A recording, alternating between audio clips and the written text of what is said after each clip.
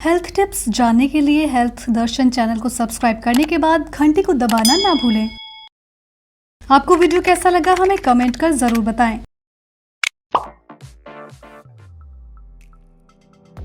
आज हम आपको डॉक्टर राजीव दीक्षित जी द्वारा बताई गई स्वास्थ्य संबंधी अत्यंत महत्वपूर्ण जानकारी देने जा रहे हैं, जो आपकी सेहत को ठीक रखने में रामबाण औषधि के समान कार्य करेगा।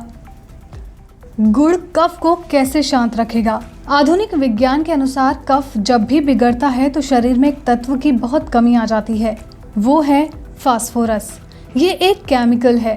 जब भी कफ बिगड़ेगा आप समझ लो आपके शरीर में फास्फोरस की कमी है। और फास्फोरस का एक छोटा भाई भी है, आर्सेनिक। वैसे ये शरीर में ना रहे तो बेहतर है, क्योंकि ये एक प्रकार का जहर है, लेकिन बहुत ही मामूली मात्रा में रहे तो फास्फोरस को ये ताकत देता है। फास्फोरस का कॉम्प्लीमेंट्री है आर्सेनिक। अब मान लीजिए आपके शरीर में कफ बढ़ गया है, इसका मतलब फास्फोरस कम हो गया है। वाघभट्ट जी ने कितनी इंटेलिजेंसी से कहा गुड़ खाओ। जब गुड़ को लेबोरेटरी में टेस्ट किया गया तो उसमें सबसे ज्यादा मात्रा फास्फोरस की मिली और इसमें थोड़ी मात्रा में आर्सेनिक भी पाया गया। गुड़ गन्ने के रस से बनता है, तो जब गन्ने के रस को टेस्ट किया गया तो उसमें भी फास्फोरस पाया गया, लेकिन गन्ने के रस से ज्यादा फास्फोरस गुड़ के अंदर पाया जाता है। तो फिर गन्ने के रस को गर्म किया गया और गन्ने के रस को गर्म करने की प्रक्रिया में उसके अंदर फास्फोरस की मात्रा बढ़ गई, और ये एक अद्भुत विज्ञान है। तो वाघभट्ट जी ने ये नहीं कहा गन्ने का रस पियो, बल्कि कहा गुड़ खाओ।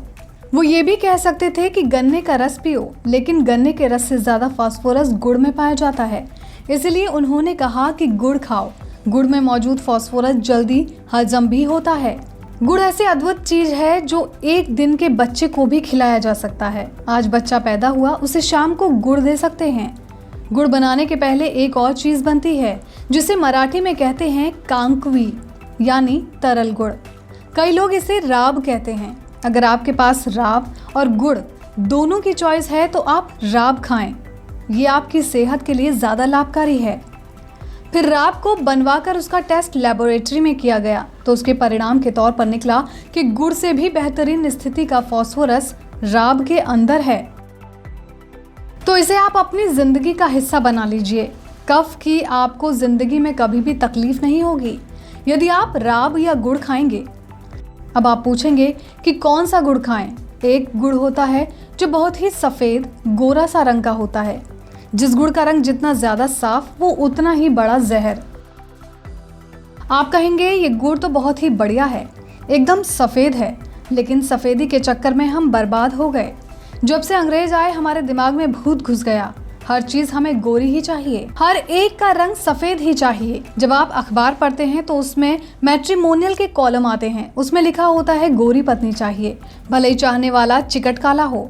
वाघभट्ट जी कहते हैं कि प्रकृति में जिन चीजों का रंग जितना सफेद है वो उतनी ही आपके लिए अनुकूल नहीं होती। उदाहरण के लिए भैंस का दूध बहुत ज्यादा सफेद होता है, लेकिन वो पहलवानों के लिए है, आपके लिए नहीं। गाय का दूध पीला है, सफेद नहीं, वो आपके लिए अनुकूल ज्यादा है। गन्ने का रस कभी भी सफेद नहीं होता। आपने देखा होगा गन्ने का रस तो हरा होता है, तो ये सफेद कहाँ से आया? ये सफेदी आई निरमा वॉशिंग पाउडर से। इससे भी ज्यादा सफेदी आती है एरियल से। और अब आपको हम जो बताने जा रहे हैं, क्या पता आप उस पर विश्वास करें या ना करें, लेकिन ये सत्य है। गुड़ बनाने वाले आपकी सफेदी के लालच को पूरा करने के लिए गन्ने के रस में इतना निरमा डालते हैं कि गुड़ का रंग ही बदल जाता है। तो ये जो सफेद रंग का व्हाइट कलर का गुड़ है, ये बहुत ही हानिकारक है, बहुत ही खतरनाक है आपके स्वास्थ्य के लिए भी। सफेद रंग के गुड़ को तो गलती से भी आप खाना तो दूर छूइए भी मत। तो आप सवाल करेंगे कि गुड़ कौन सा अच्छा है? गुड़ का जो नेचुरल कलर है वो वही है जो चॉकलेट का होता है। चॉकलेट आपने देखी है, जिस रंग की चॉकलेट होती है उसी रंग का गुड़ होता है।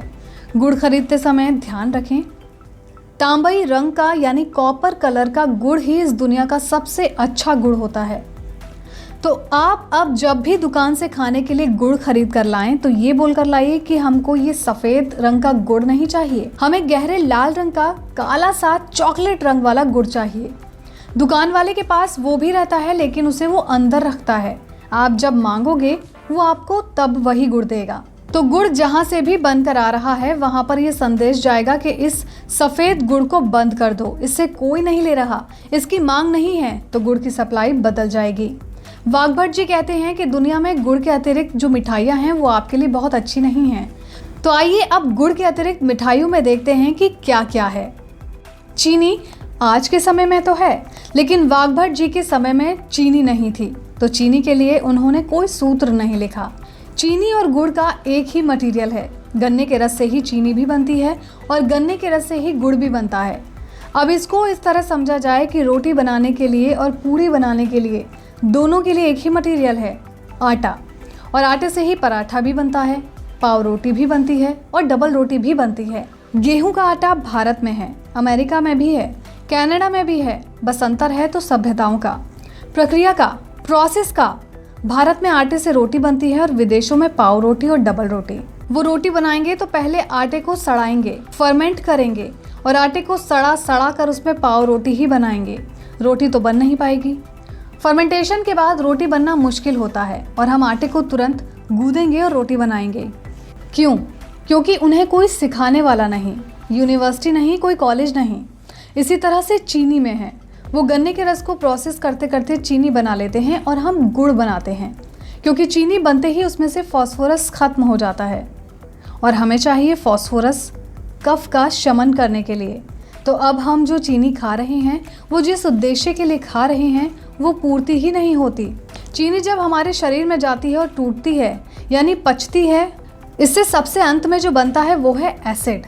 और गुड़ जब शरीर में जाता है, टूटता है, फिर सबसे अंत में जो बनता है वो है क्षार। पेट में तो पहले से ही अम्ल है प्राकृतिक रूप से, लेकिन जब हमने चीनी खाई तो उससे भी हमें अम्ल ही मिला।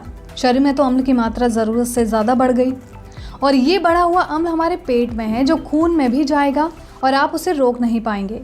खून में रोज़ाना अम्ल बढ़ता जाएगा क्योंकि रोज़ आप चीनी खा रहे हैं। आपके शरीर में जो मौजूद अम्ल है ये उससे मिलकर आपके खून में जाकर मिल जाएगा। तो आप सालों साल की प्रक्रिया का हिसाब निकालिए तो आपका सर घूम जाएगा। हम लगभग रोज़ाना 2 चम्मच चीनी तो खा ही लेते हैं। इस तरह से सोचिए सालों साल तक हम कितनी चीनी खा लेते हैं। और ये चीनी हमारे शरीर में अम्ल बनाती है जो शरीर में पहले से मौजूद है। वो अम्ल कहाँ जाएगा? आखिर हमारी किडनी कुछ अम्ल तो निकाल देती है, लेकिन किडनी कितना अम्ल निकालेगी? चीनी और गुड़ दोनों गन्ने के रस से ही बनते हैं, लेकिन जब आप गुड़ खाएंगे तो आपको फास्फोरस का लाभ मिलेगा और जब आप चीनी खाएंगे तो आपको अम्ल की हानि। एक टेस्ट में पता चला कि चीनी को पचाने के लिए पूरे शरीर को उतनी ही ताकत लगानी पड़ती है जितनी कि ठंडे पानी को पचाने के लिए। पूरा शरीर झुक जाता है, तब जाकर चीनी पचती है। सब कुछ पच जाएगा लेकिन चीनी सबसे अंत में पचती है। लेकिन गुड़ दुनिया में एक ऐसी अद्भुत चीज़ है जो कि सबको पचा देता है।